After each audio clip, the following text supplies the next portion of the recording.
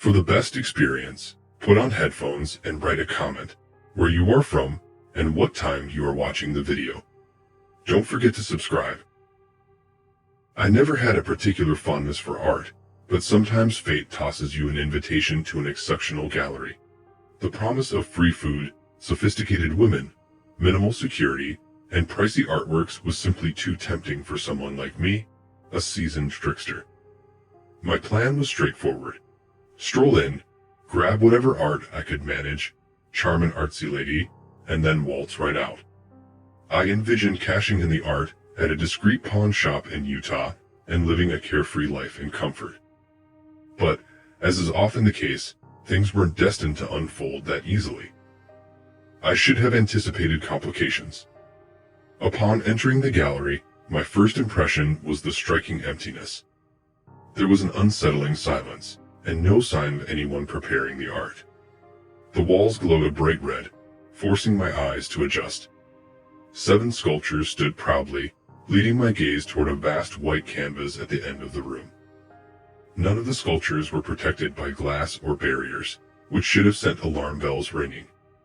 Instead, I was drawn to the pieces, entertaining the idea of discreetly taking 1 or 2 of the smaller sculptures. Looking back, it was clear that theft was going to be more challenging than I imagined. The first sculpture depicted a woman. She could have been captivating, yet her form was marred.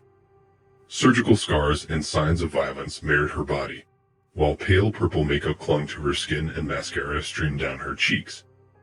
Her near-nude figure radiated a frightening allure. She reminded me of a girl I once knew in Chicago, an unfortunate soul who had fallen through the cracks. Her life ended tragically a few months back. She was picked up by a man and vanished without a trace.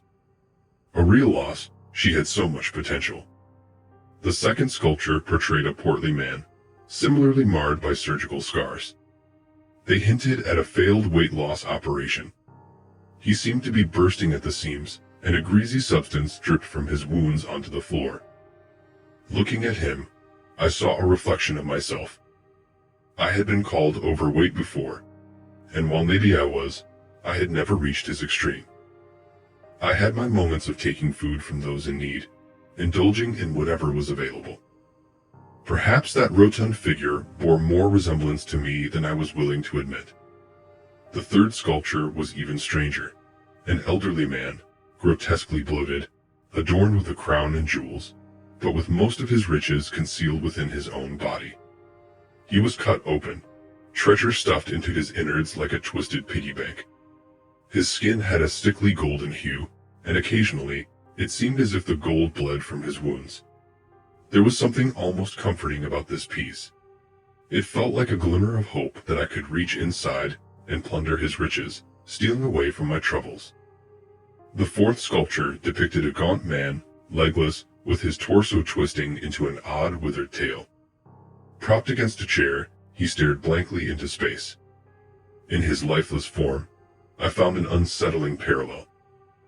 I had never lifted a finger to help anyone but myself, standing idly by as good souls perish. Perhaps this figure symbolized someone just like me, devoid of purpose or connection.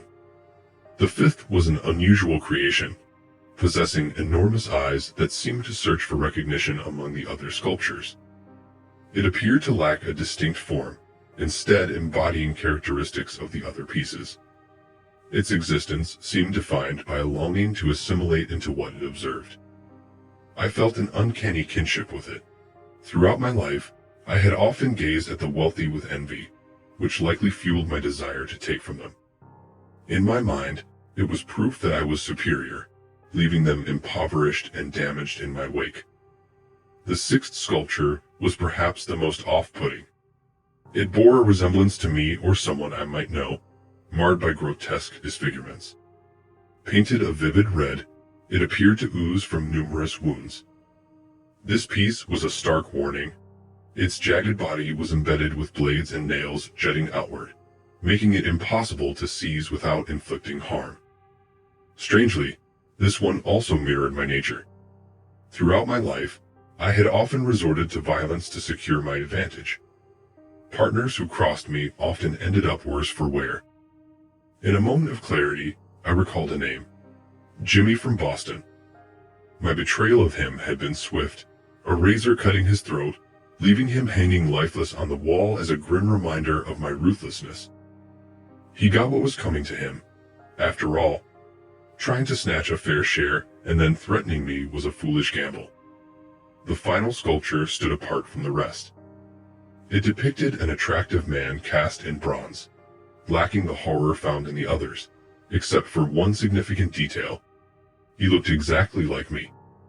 Perched on a pedestal, he gleamed in the gallery, radiating a brightness that stood in stark contrast to the crimson walls. Oddly enough, this one captivated me most. Perhaps it was the idea of possessing such a magnificent piece, a reflection of my own self-worth. I pondered the notion of claiming it for myself, believing that someone with my talents deserved only the finest. One last piece awaited me, a vast white canvas stretching across the back wall of the gallery. Dismissing it as worthless due to its blankness, I turned to leave. But then something shifted. All the sculptures vanished from their places. Panic surged through me, and I sprinted toward the exit, only to be knocked down. When consciousness returned, I found myself staring at the canvas.